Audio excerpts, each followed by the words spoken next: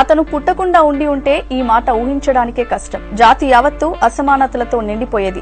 బానిసత్వం కన్నా నీచమైన సంస్కృతి అలాగే ఉండిపోయేది. బడుగు బలహీన వర్గాల బతుకులు మారకపోయేవి. ఒక్క మాటలో చెప్పాలంటే మనుషులు మనుషుల్లా బతికే అవకాశమే లేకుండా పోయేది. కులమత వర్గ వైషమ్యాలు లేని జాతి కోసం అహర్నిశలు కలలుగన్న స్వాప్నికుడి జయంతిపై V6 స్పెషల్.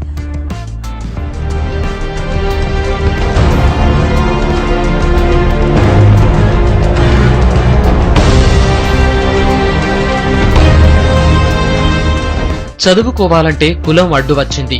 మంచినీళ్లు తాగాలంటే కులం అడ్డుగా నిలబడింది.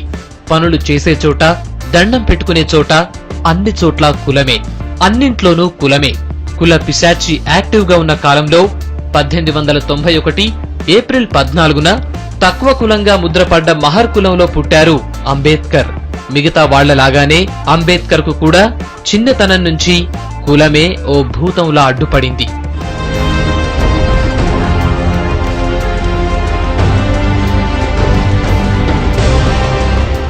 అందరిలాగా అంబేద్కర్ బెదిరిపోలేదు. అవమానాలు సహిస్తూనే ముందు ముందు తనలాగా మరెవరూ అవమానపడకుండా ఏం చెయ్యాలో ఆలోచించారు, ఆచరించారు. ముంబైలోని ఎన్ఫిల్ స్టోన్ హైస్కూల్లో చదువుతున్నప్పుడే కులపిచ్చి ఎంతగా ఉందో అర్థమైంది అంబేద్కర్ కి. అంటరాని కులంలో పుట్టావంటూ అంబేద్కర్ ని క్లాస్ రూంలోకి రానిచ్చేవారు కాదు. బయటే ఉండి పాఠాలు వినేవాడు. అయినా ఎప్పుడూ చదువులో ఫస్టే.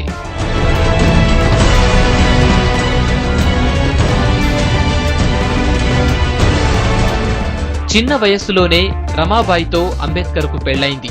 అయినా చదువు ఆపలేదు. 1907లో మెట్రిక్యులేషన్ పూర్తి చేశారు. 1912లో ఎకనామిక్స్ అండ్ పొలిటికల్ సైన్స్ లో బొంబాయి యూనివర్సిటీ నుంచి డిగ్రీ సాధించారు. బరోడా రాజు సంస్థానంలో ఏడాది పాటు గుమాస్తాగా పనిచేశారు. అప్పుడే అంబేద్కర్ సత్తా ఏంటో జనానికి తెలిసింది. అంబేద్కర్ మామూలు స్టూడెంట్ కాదని బరోడా ప్రభువు గ్రహించారు. పై చదువుల కోసం అంబేద్కర్ ను అమెరికాకు పంపించారు. కొలంబియా యూనివర్సిటీ నుంచి పీజీ, పీహెచ్డీ సాధించారు. ఆ తర్వాత లండన్ వెళ్లారు అంబేద్కర్.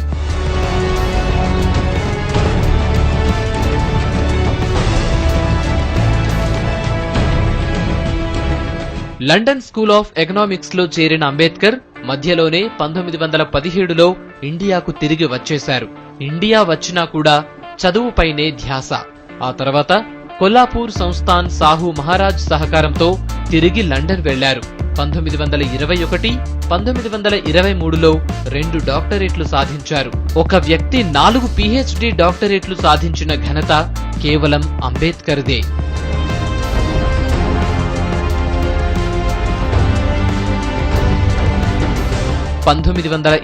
లో లాయర్ గా ప్రాక్టీస్ చేశారు. అక్కడే అంటరానితనంపై తొలిసారిగా పిడికిలి బిగించారు. బహిష్కృత హితకారిణి సభ అనే సంస్థ ఏర్పాటు చేసి దళితుల అభ్యున్నతి కోసం కృషి చేశారు. అట్టడుగు వర్గాలకు చదువే ఆయుధమని చెప్పిన మహోన్నత వ్యక్తి అంబేద్కర్.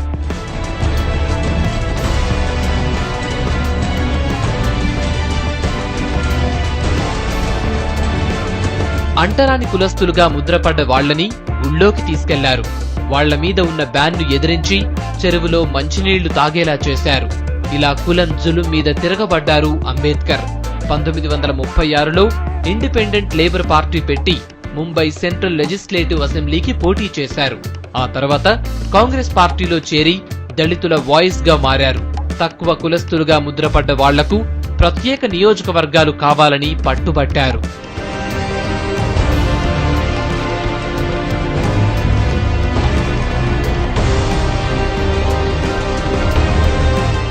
దేశానికి తొలి న్యాయశాఖ మంత్రిగా పనిచేశారు అంబేద్కర్. దేశానికి దశ దిశ చూపెట్టేందుకు రాజ్యాంగ రచన బాధ్యతల్ని సమర్థవంతంగా నిర్వర్తించారు.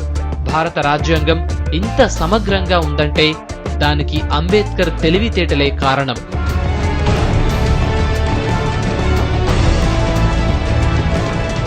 కులాన్ని పెంచి పోషిస్తున్న హిందూ మతాన్ని వదిలేస్తున్నారని ప్రకటించి బౌద్ధ ధర్మాన్ని స్వీకరించారు.